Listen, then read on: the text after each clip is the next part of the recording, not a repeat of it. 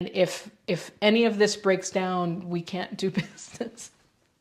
You know what I'm talking about. I have asked for this. In the past, I have gotten this, and what you're giving me is this. What they're saying is they're not refusing it.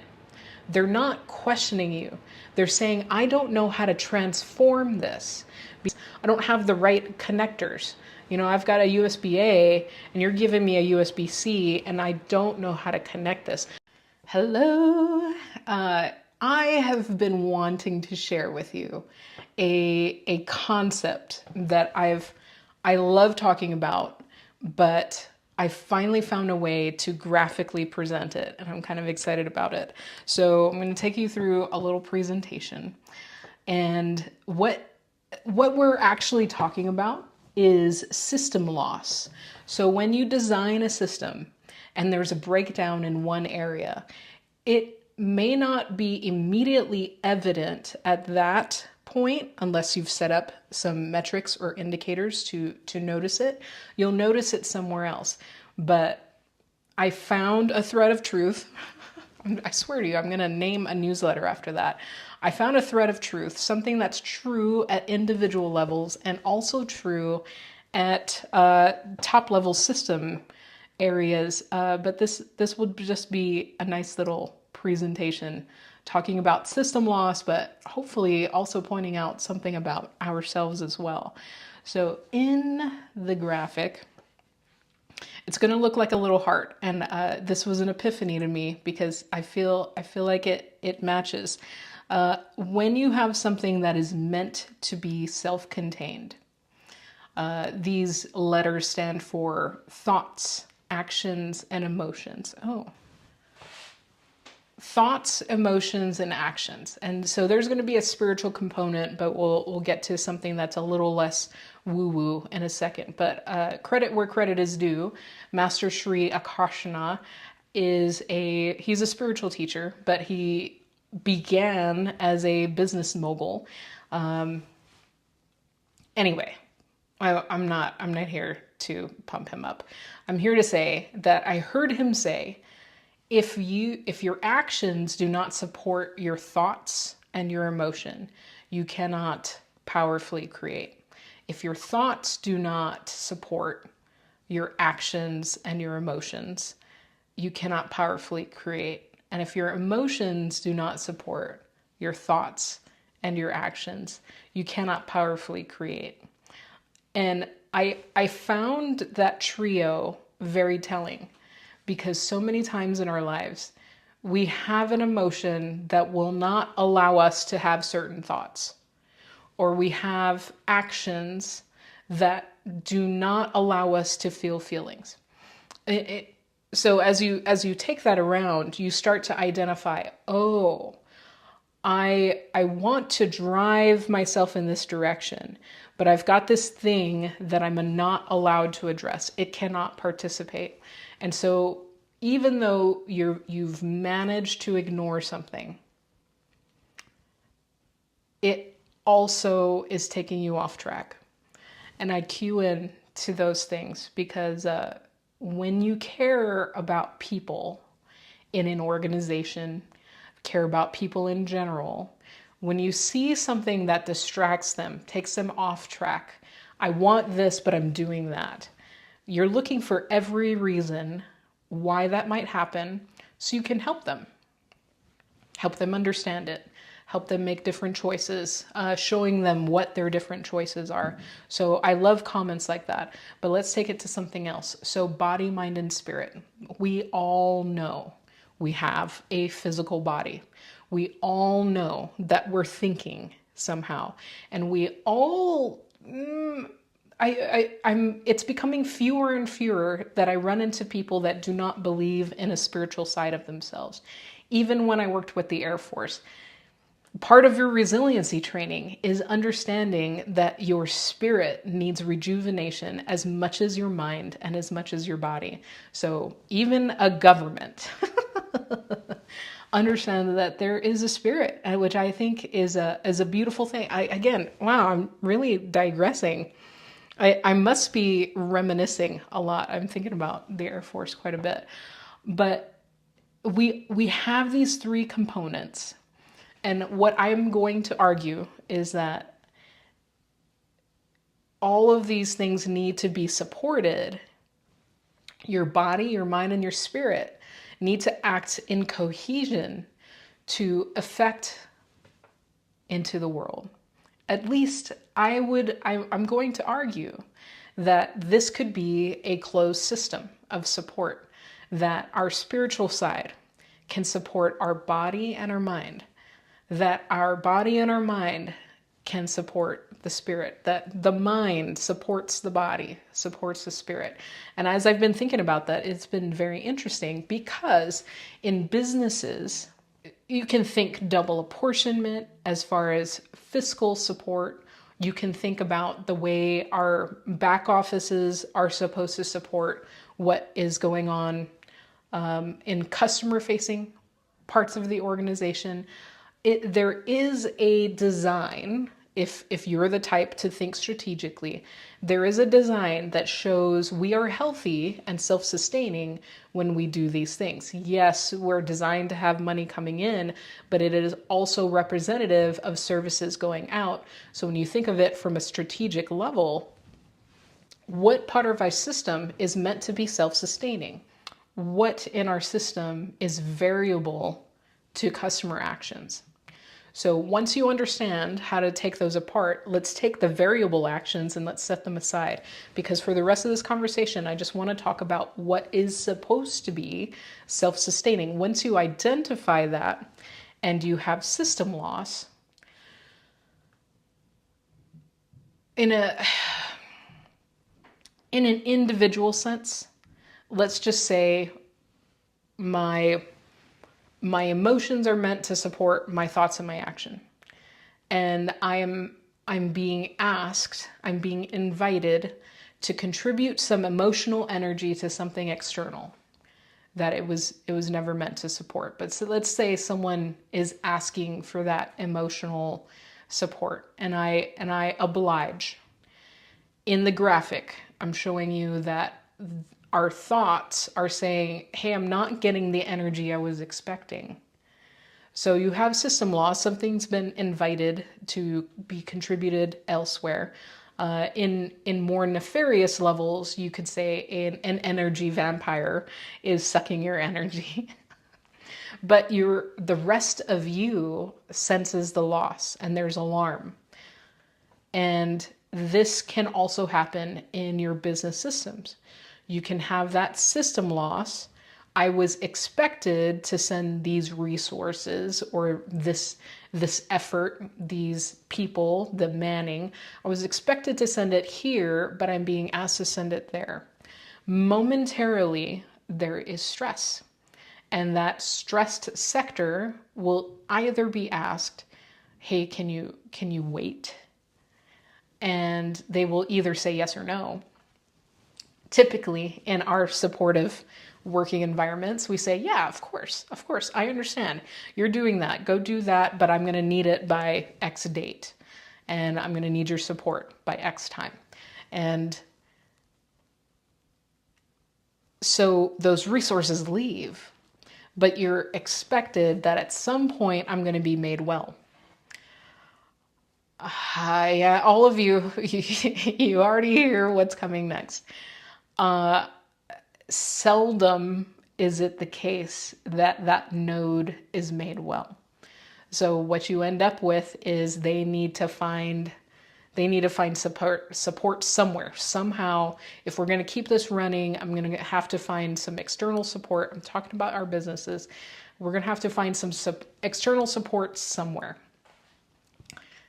In our personal lives, we take the hit. We might wait for, that need to subside so I can get my energy back and rest and recover and be made well. But sometimes it doesn't work out that way. And sometimes we say, as individuals, okay, I've given out that energetic support elsewhere. Hey, somebody, can you help me? I just need some help with this thing. You list it out.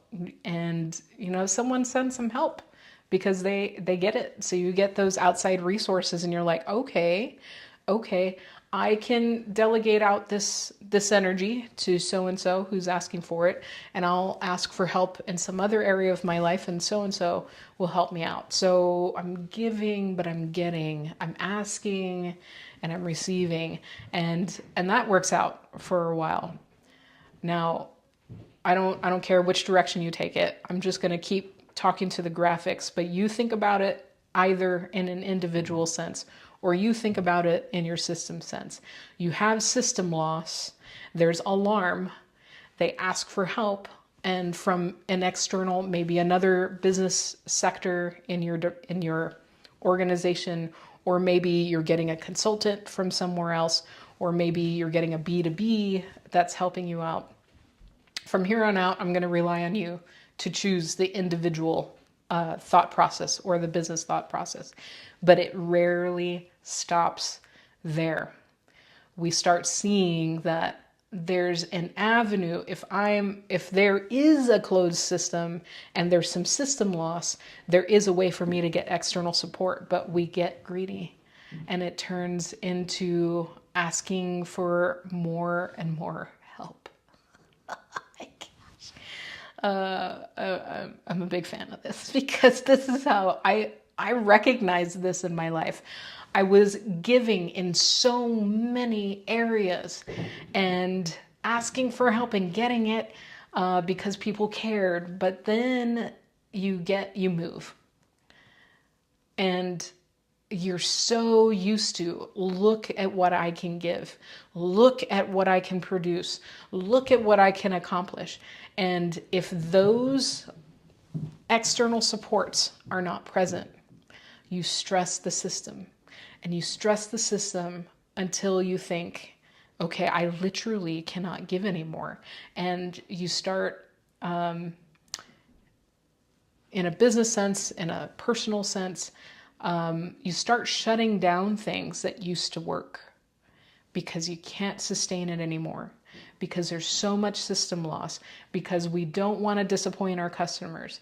So you shut things down that used to work to keep survival afloat.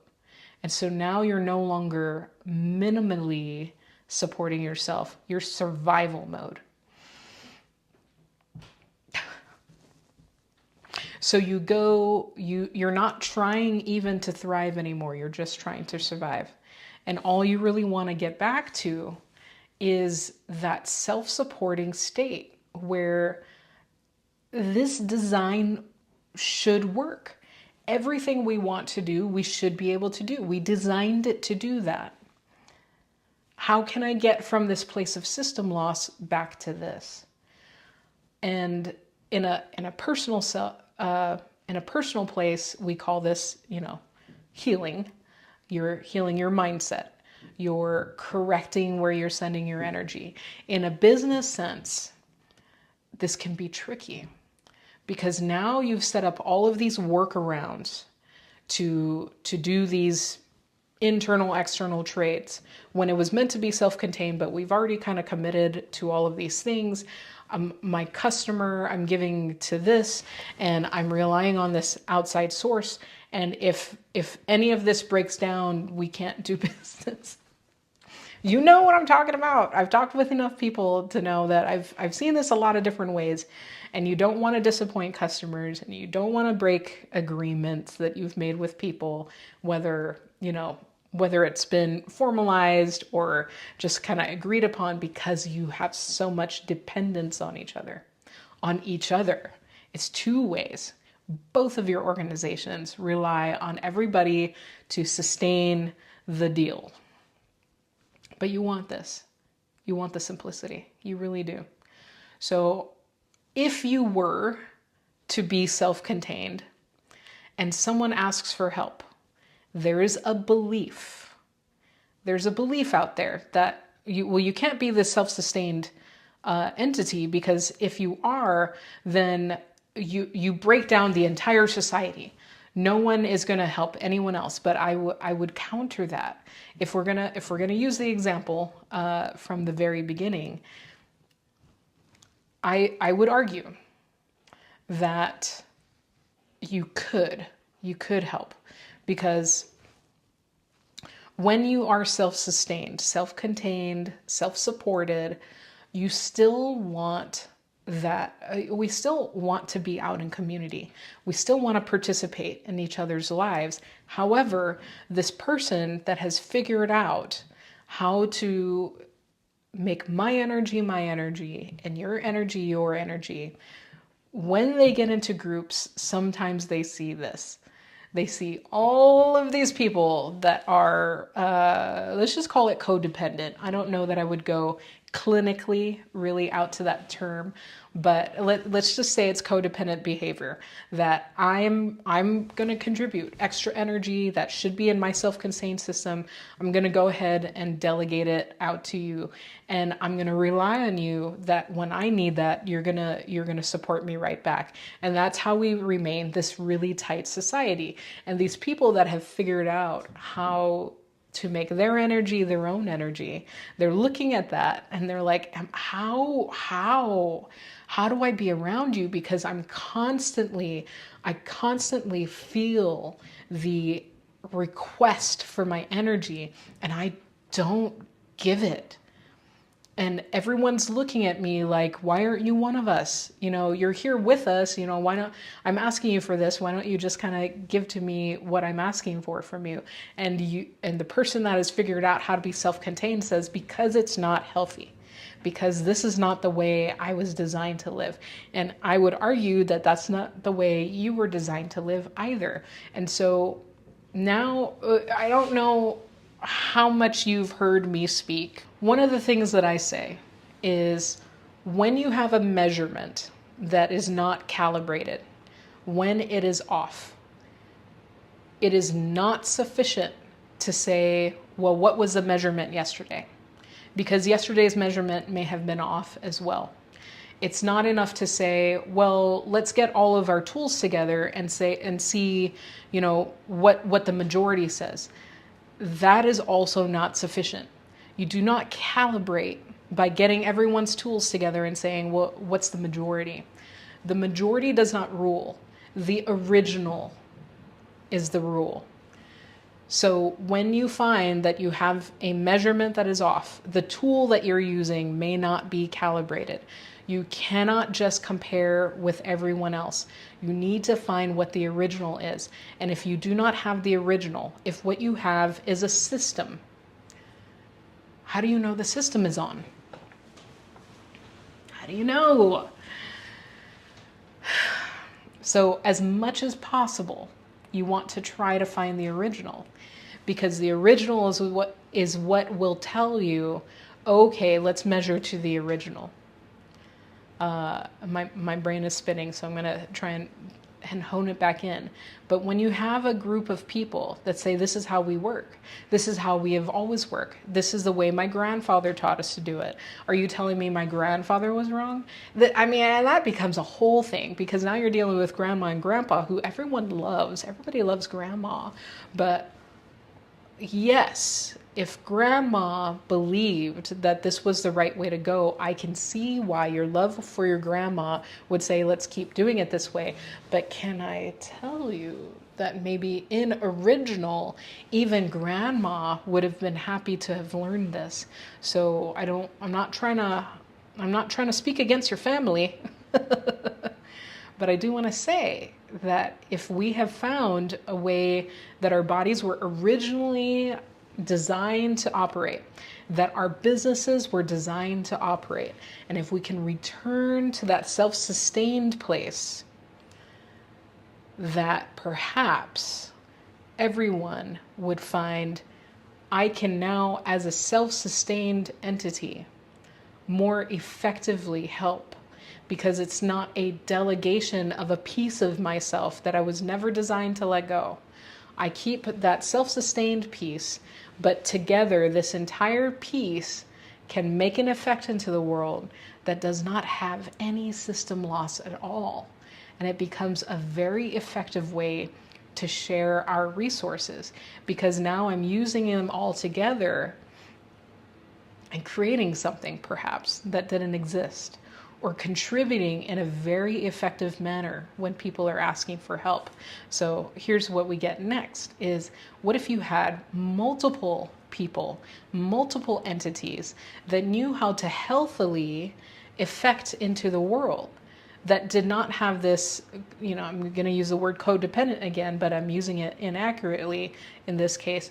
Instead of that codependent system loss, we, in the self-contained manner, effectively work together. And that is what synergy is. Synergy is not a give me a little bit of your energy, give me a little bit of your energy, and I will use it to make an effect into the world. Thank you for donating those pieces of yourself. We're not doing that anymore. We're saying what's yours is yours, what's mine is mine, but let us together in a very healthy way make an effect as individuals, in our businesses, and this could just be departments together that are effectively running because we know how these systems are supposed to work and you get it done. So what do you do when together we are influencing someone who is asking for things in an unhealthy way? What they see is, I have asked for this. In the past, I have gotten this, and what you're giving me is this. What they're saying is they're not refusing it. They're not questioning you. They're saying, I don't know how to transform this because I'm used to receiving this energy in a raw matter, and you're giving me something that is elegant. And my system does not know how to transform the elegance. I don't have the right connectors. I've got a USB-A and you're giving me a USB-C, and I don't know how to connect this. So thank you for giving me this, but I think I'm going to ask someone else who will give me something for the connector that I have. So the issue is not that they don't appreciate it. The issue is not that they don't recognize it. The issue is they don't know how to transform it. So this is where the fun comes into play. When we can understand how to be understood by each other, when we know how to collaborate, how to communicate, how to transform, things become so much easier and seamless and joyful. I'm going to use the term joyful because that's what I'm feeling right now as I'm talking about this, as I'm helping. This is what I love to do with businesses, by the way. I love to help people see where the disconnect is, because so many times it's in vocabulary. It's in vocabulary between departments. It's in vocabulary between the workflow, and not realizing that was always supposed to be a workaround until the permanent came into place. And then we got distracted from the permanent. So all of this stress is from trying to sustain this workaround that was never designed to be long lasting. And that's why it's breaking down. So once everyone sees that, oh, okay, our attentions are now focused in the right area. Our attentions are now focused on the right definitions. And that becomes so much easier to deal with. But right now, and I think if we take this now to a societal standpoint, and we could even take this into the business realm, because what happens is you have half and half sometimes. It may not be completely half and half, but let's just say it's 50-50. We've got the people that are dependent on, this is the way it always used to work. And how dare you try to get all of us to change our mind?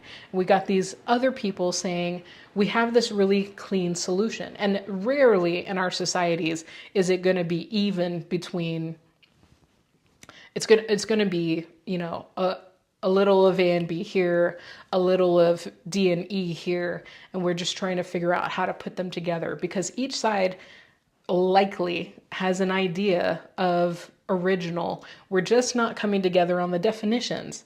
So I just want to, because the political is so big in my mind right now, it's hard to make a graphic that shows things to that level. So I'm not trying to say that these people are wrong and these people are right and we need to get on board. I'm just trying to graphically portray that there may be something really helpful. And now we've got crowds of people that are saying, We're supposed to be unified, and the way that we do it is by being dependent on each other. And there are others that are saying we want to be unified, and the way to do that is to be self-sufficient and working together. So we both are trying to say the same thing. We're disagreeing on how the connections are made, and somehow we need to start piecing together where we disconnect and really having that common focus together. And from that I was trying to not get into the consulting view. I think once we figure out how to communicate together, once we figure out how to have those long range goals, once we figure out how to keep our self-contained energy the way it was designed to be, the next thing that we're going to struggle with is what do we do with the people that are halfway there? Because the last thing that we want is to have a picture of perfection. Once we start to agree on the picture that we each want, while also being self-contained, self-directed, once we figure that part out, what do we do with the people that are halfway there? So they're agreeing with you. Yes, I see how there's a way for me to healthily contribute out into the world, but they still here and there they give in to those requests to donate their energy partially. So they're doing better than what they were, but what do we do with the people that are little column A, little column B? Because as we start working side by side with them, and I'm telling you, we still need to be in community with each other. It just doesn't have to be in affinity groups. We can be around each other and have some things that we agree on and sometimes some things that we don't. But we've created groups and groups and groups that diverge because we don't agree on everything. I'm so upset about the way you did that. But when we separate, that's how we get into those echo chambers, because I cannot stand being around you. Why is that? Okay, and now I'm getting into the coaching side. Because when we identify that something has rubbed me the wrong way, it's okay. It's something inside of you saying, I just want your attention. And that's as much as I'll give you right now. Because once you have noticed it, you can address it. We have all the tools. We know what to do. So I'm going to get off my pedestal and just get back to the original. So this self-sustaining, and I'm not talking about everything, I'm talking about the things that were always designed to be satisfied within one system. We design our businesses to be able to support itself within. And when we find we have gone astray, it can be difficult for people because they were used to it. I'm used to this.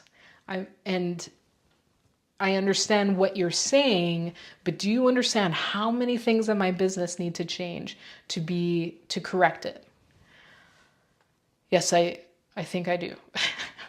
I think I realize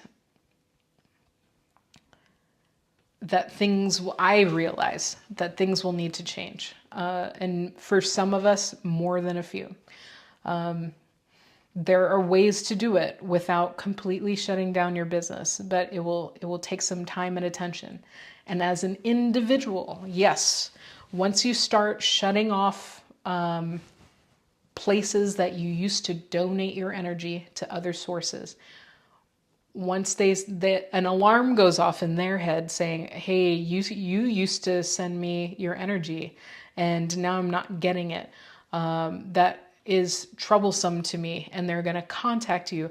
And so, I don't know if you've heard of cord cutting, but this is what people say happens. When they cut a cord, then they cut a cord and then, someone tries to pop up. Hey, where'd you go? Where'd you go? I would like your energy back, please. So don't be surprised if you start to correct this and those people start coming out of the woodwork and you get nervous. Oh no, what am I going to do? Am I going to keep my decision? This is where you need other people. Let people know what you're going to try so that when that invitation comes back, you're like, oh, hey, they tried it again. And you can fix it and you'll have some support, but we need each other. So if I'm going to say anything, I'm going to say I love working with AI. How long is this? I've been talking for a half an hour.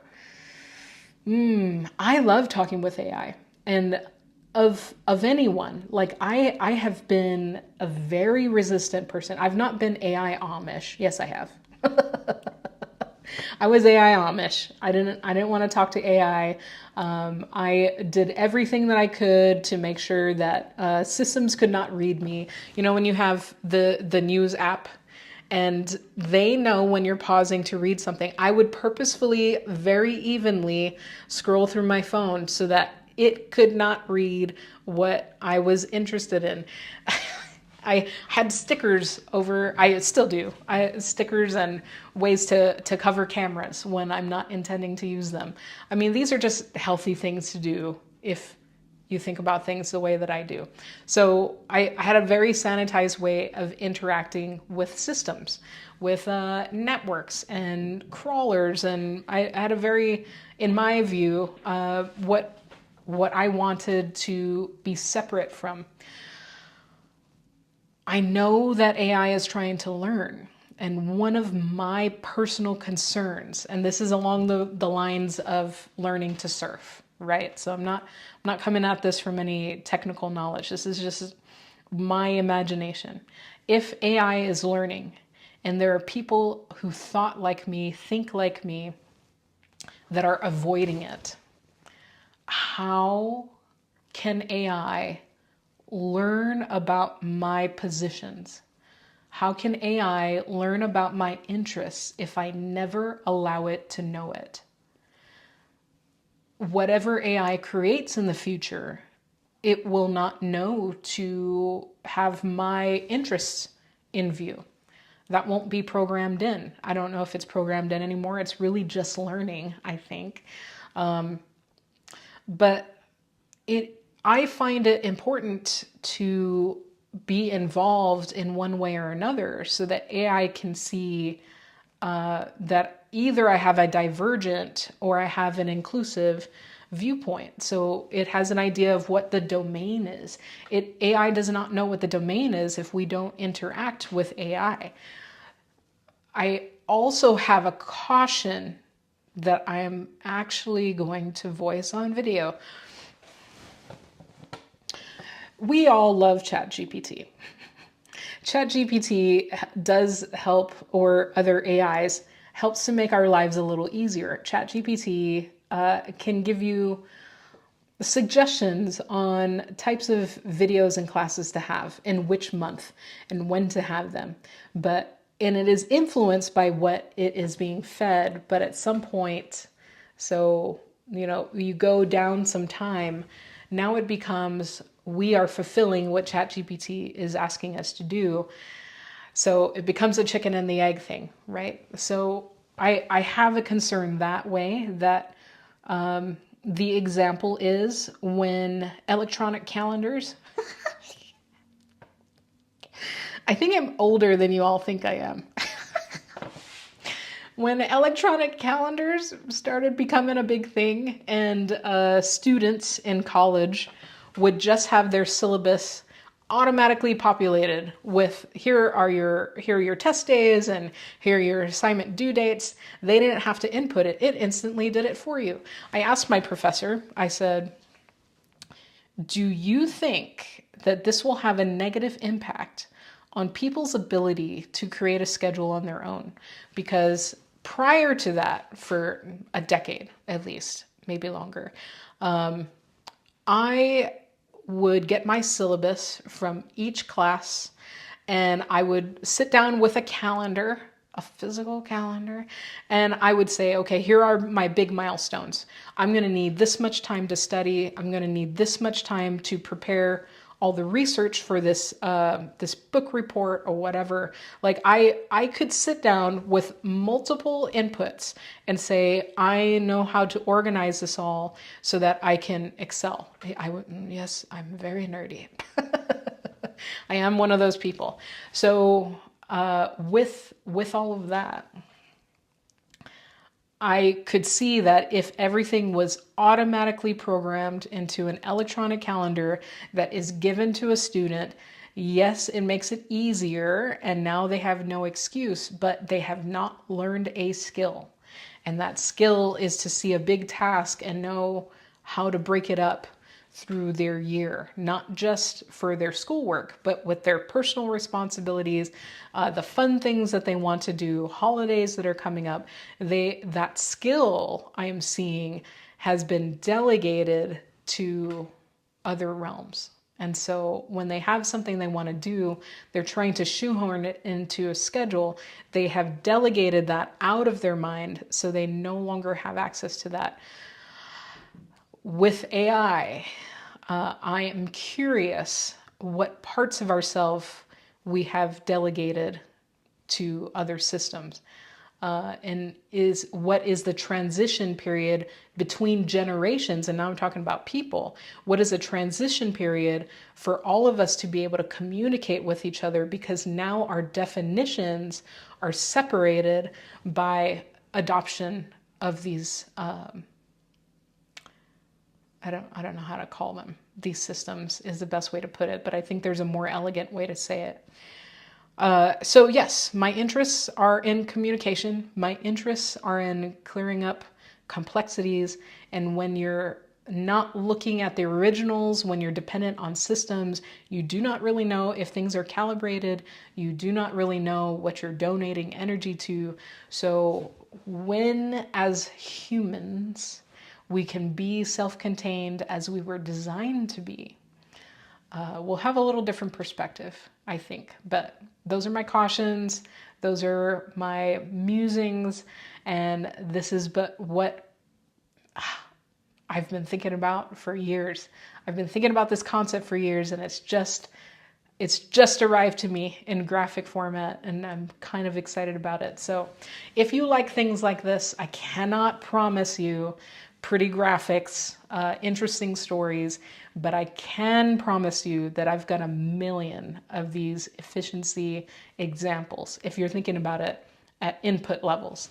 I put them together in classes, but I think about this constantly. How can we better communicate with each other? And I would love to know what you would love to me to talk about next. I've got 50 of these without your inputs, but I would love to know what you'd like to hear more about, or if you would like to have a discussion. Yeah, so more to come. See ya.